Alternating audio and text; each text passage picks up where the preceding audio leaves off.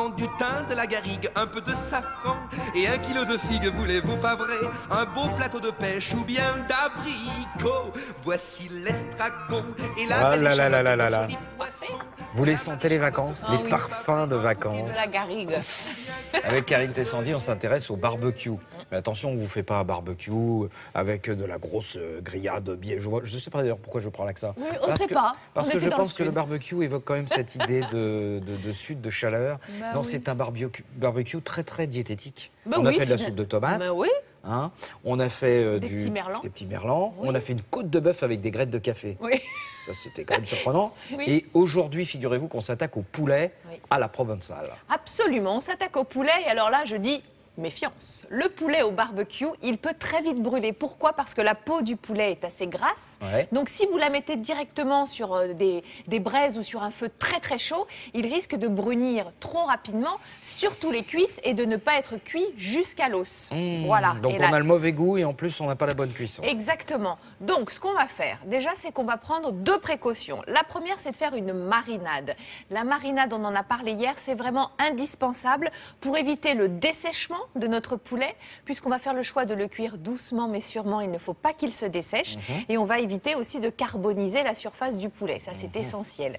Et cette marinade, eh bien, on va entailler nos cuisses de poulet pour qu'elles pénètrent bien à l'intérieur de la viande et bien sûr l'assouplissent, l'attendrissent. On aura un poulet, ce sera vraiment... Et vous allez me faire une petite main avec le film plastique autour là, de la marinade? Alors, ou pas non, je vais vous faire autre chose. Je vais vous faire le coup du sac de congélation. Vous le connaissez celui-là? Pas du tout. Alors c'est parti. Pour réaliser nos cuisses de poulet à la provençale, on a besoin bien sûr de cuisses de poulet. Ça, c'est évident. Et pour cette marinade, je vous recommande du vin blanc, de l'huile d'olive, de la moutarde. On aura besoin d'un peu de vinaigre balsamique, des herbes de Provence, de l'ail, du sel et du piment de Cayenne. On va laisser mariner carrément une demi-journée. Alors le sac de congélation. Alors, vous allez voir, pour la marinade, je vais tout mélanger dans le saladier. Donc, je commence par le vin blanc, environ 25 centilitres de vin blanc. Je vais ajouter de l'huile d'olive, l'équivalent de 6 cuillères à soupe. Mais vraiment, je vous dis ça, c'est vraiment indicatif. Oui, et là, oui, à gauche, c'est du vinaigre balsamique blanc que je viens d'ajouter, ainsi que de la moutarde à l'ancienne. Blanc ? Oui, du vinaigre balsamique. Bah oui, parce que j'ai pas envie qu'il soit tout teinté. Ah Vous voyez, oui. si je mettais du balsamique, moins joli. voilà. D'accord. En fait, le blanc, c'est du balsamique qui n'est pas vieilli.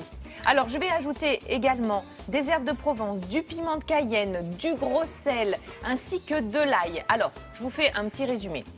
Du vin blanc, de l'huile d'olive, un petit coup de vinaigre, de la moutarde, des herbes de Provence, du piment de Cayenne, du gros sel et de l'ail. Voilà, l'ail avec le pressail. C'est un pressail à double cuve. Je le connais bien celui-là. Oui, Ah non, il est c'est redoutable. du matériel de professionnel. Alors D'accord. pour que cette marinade pénètre bien dans mon poulet, regardez, avec un couteau bien aiguisé, je vais entailler ma cuisse. Crac! 4 entailles, vraiment bien nettes. Et voilà le coup du sac de congélation. Ah ouais. Je vais les mettre dedans, je vais verser ma marinade. Et de cette manière, la viande sera en contact permanent avec la marinade. Vous voyez, je vais bien pouvoir imbiber le produit. Mais ça, c'est le coup du sac de congélation. Vous pouvez le faire pour n'importe quelle marinade, hein. Ça fonctionne très bien. Une demi-journée. Exactement. Et ensuite, on va passer à la cuisson. Alors, évidemment, on préchauffe le barbecue en cuisson indirecte. Je ne vais pas le mettre directement sur le brûleur qui est en service, je vais le mettre juste à côté et je vais le cuire tranquillement, oui, 45-50 minutes. Je vais les retourner fréquemment. Les morceaux avec les os cuisent plus longtemps que des morceaux désossés. Ils brûleraient si je le mettais sur feu vif. Et regardez, on a une viande. Alors, les 5 dernières minutes, vous pouvez le mettre à feu moyen, direct, pour qu'elle prenne cette belle coloration. Mais là, je vous garantis une viande qui ne s'est pas desséchée, qui a cuit tranquillement, qui est bien marinée, avec ce petit goût de moutarde. Vous voyez, on voit même encore un peu les petits grains, ce vin blanc, de l'ail. Et vraiment, cette viande-là est très parfumée. Une petite salade de mesclun avec, et hop, ça fait l'affaire. Et alors en plus là, pour le coup, c'est très diététique puisque c'est de la viande oui. blanche. Il y a la petite salade de mesclin. Ah, mais je prends soin de votre maillot de bain. Ah bah voilà, Monsieur Hervé. parce que c'est l'été. Mais voilà. Donc vous on allez se être régale, sublime. on a les parfums et en plus on a la ligne. Oui. Je sais que vous allez encore dire que je suis un râleur. C'est un barbecue qui n'était pas un vrai barbecue. C'est un barbecue. Je vous demande pardon, j'entends mal. Je veux dire, le barbecue pour moi, c'est le barbecue de l'homme du feu. Mais vous on êtes un prépare homme la de braise. Cro-Magnon, vous. J'ai fait ça l'année dernière avec des braises. Et cette année, je me suis dit, tiens, je vais essayer le barbecue à gaz. Et franchement, je trouve ça formidable parce qu'on peut gérer la température, on peut absolument travailler ses zones de cuisson. Le goût, du brûlé, non? Vous êtes déjà venu manger à la maison, là, mon petit barbecue? Oh, ça, c'est une invitation. Exactement, Eh ben, en public et devant témoins. Eh bien, on va tester. Et en plus, il y a moins de nettoyage, figurez-vous. On va tester. On va partir tout de suite du côté de Julia, parce que Julia, elle aussi, comme elle est connectée, elle a des recettes. Exactement, je vais vous parler d'une nouvelle application qui surfe sur une vague un peu particulière. Le lien est un peu étrange en fait. C'est la version culinaire de Tinder.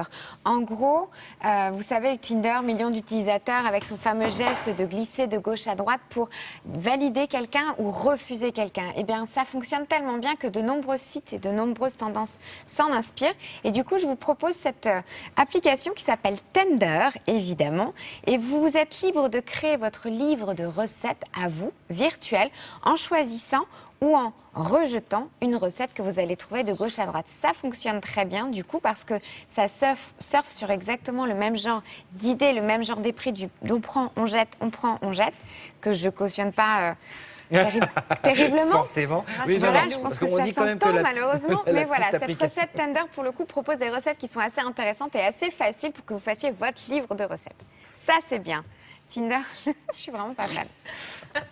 Bon, on va constituer un livre de recettes. Vous avez vu, hein, Oui. on accepte ou on refuse les bonnes recettes. J'espère que vous allez accepter nos recettes à nous. Hein, J'espère aussi. Parce que vous êtes sur Tinder, bien sûr. Je vous demande pardon? Ah bah si, on a dit que c'était les meilleures recettes, donc Oui. j'espère que vous y êtes. On verra ça par la suite. On va enquêter. Hein. Julia, vous suivrez ça avec attention. Exactement, je serai sur Tinder. Bon, bloc-notes culturel Oui, tout de Tinder. suite.